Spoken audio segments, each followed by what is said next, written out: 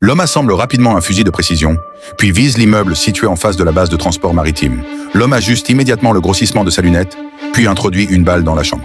Les agents de sécurité de la cible surveillent eux aussi les environs. Mais l'un d'eux remarque rapidement quelque chose d'anormal en face. Alors qu'il s'apprête à vérifier, après avoir éliminé l'agent de sécurité, l'homme range immédiatement son arme et commence à se retirer. Il se rend ensuite dans l'immeuble où se trouve la cible et parvient à entrer à l'intérieur sans difficulté. Alors qu'il recherche la cible, un agent de sécurité arrive soudainement par l'ascenseur. L'homme réagit immédiatement et se jette sur lui pour engager un corps à corps. Après seulement quelques échanges, il est complètement vaincu. Dehors, la cible est ainsi éliminée sans difficulté. En tant qu'assassin travaillant pour la CIA, il s'agissait de sa 35e mission d'élimination réussie. Keane avait une habitude. Après chaque mission, il prenait une bonne douche chaude et se débarrassait également de tous les documents et renseignements liés à l'opération, ne laissant absolument aucune trace. Sa vigilance hors du commun garantissait le taux de réussite de ses missions. Peu après la fin de cette mission, Keane prend un hélicoptère pour se rendre à Rome. Là-bas, il doit accomplir une nouvelle mission d'assassinat. À son arrivée à l'hôtel, comme à son habitude, Keane prend un journal posé à côté de lui. Généralement, l'employeur publie les informations concernant la cible sous la forme d'une petite annonce dans le journal. À l'intérieur se trouvent toutes sortes d'armes, d'équipements et d'objets de secours à utiliser en cas d'exposition, ainsi qu'une photo de la cible. Il avait pour habitude de ranger les armes et les documents dans un coffre-fort, puis d'attendre l'heure prévue avant de les récupérer pour les utiliser. Mais il était loin de se douter que cette fois, quelque chose allait mal tourner. Alors qu'il venait de terminer son repas et retourner dans sa chambre, avant même qu'il ne puisse comprendre ce qui avait bien pu se passer, une jeune femme armée surgit soudainement. Keane connaissait quelque peu cette fille.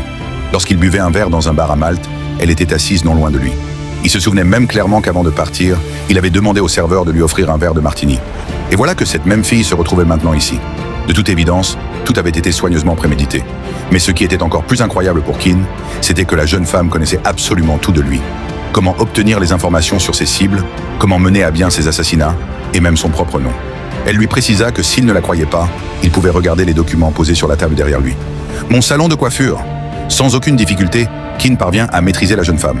Lors de l'interrogatoire qui suivit, il apprend que la fille travaille pour le MI6 et qu'elle a été envoyée pour enquêter sur une affaire liée au ministère américain du tourisme.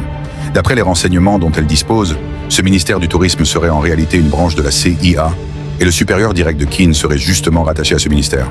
Mais la jeune femme affirme que ce ministère n'existe pas. Autrement dit, Keane pense travailler pour la CIA, alors qu'en réalité, il n'a absolument aucun lien avec elle. Pire encore, son supérieur, Kevin, avec lequel il est en contact, serait mort depuis déjà 10 ans. Mais après avoir entendu cela, Keane pense simplement que la jeune femme invente toute cette histoire. Elle tente désespérément de lui prouver la vérité. Il fourre alors un chiffon dans la bouche de la jeune femme, puis trouve un ordinateur et commence à effectuer des recherches. Comme la jeune femme l'avait affirmé, les informations disponibles sur Internet indiquent que Kevin est mort depuis 10 ans. Cette découverte plonge immédiatement Keane dans une profonde réflexion. Lui et Kevin étaient de très bons amis. Ils avaient servi ensemble dans l'armée avant d'intégrer tous les deux la CIA. Pour comprendre ce qui se passait réellement, Keane retourne dans la chambre et libère la jeune femme de ses liens. Elle lui explique qu'elle s'appelle Lucy et qu'elle peut lui révéler toute la vérité qu'il cherche, à une condition. Keane doit partir avec elle et se rendre à Malte dès le lendemain matin. Keane ne refuse pas. Dès l'aube, ils prennent immédiatement la route. Les déplacements inhabituels de Keane sont alors repérés par une mystérieuse femme à l'aide d'un ordinateur. Elle détermine qu'il se dirige vers Malte et transmet immédiatement l'information à son patron. Notre consultant vient de quitter sa mission. Il est évident qu'il ne sait pas qu'un GPS dissimulé dans son corps permet de le suivre. D'après la carte, on dirait qu'il se trouve à bord d'un bateau.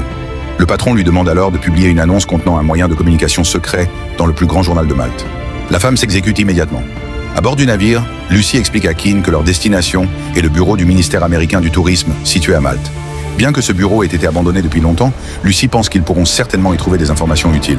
Alors que Lucy va aux toilettes, un téléphone public situé à proximité se met soudainement à sonner. Keane, très méfiant, s'approche immédiatement et décroche. « Pourquoi es-tu à Malte ? » « Je suis en train de faire taire Rome. Peu importe pour qui je travaille. » « Pourquoi ? » « Rien n'a changé. Je veux dire, rien n'a changé. Angler est mort. Ça a changé. » Son interlocuteur avertit Keane de retourner à Rome afin de poursuivre sa mission, sans quoi il deviendra lui-même la prochaine cible. Mais Keane n'a manifestement pas peur. Il raccroche directement. Lorsque Lucy sort des toilettes, ils reprennent leur route. Voyant que Keane échappe à son contrôle, le patron envoie alors une équipe de mercenaires avec pour objectif de l'éliminer afin de supprimer toute menace. Pendant ce temps, Keane et Lucy arrivent enfin à destination. Dès son arrivée, Keane ressent une étrange impression de déjà-vu. Et pour cause, il connaissait très bien cet endroit. À l'époque, Kevin en était le responsable, et il s'y retrouvait régulièrement. Mais l'instant suivant, il saisit soudainement une chaise, passe la main derrière celle-ci, puis sort un petit couteau. Il découpe le tissu à l'arrière de la chaise et découvre qu'un système d'enregistrement y est dissimulé. Cependant, alors qu'il explique sa découverte à Lucy, L'ascenseur situé à proximité se met soudainement à sonner. La seconde suivante, un homme armé en sort.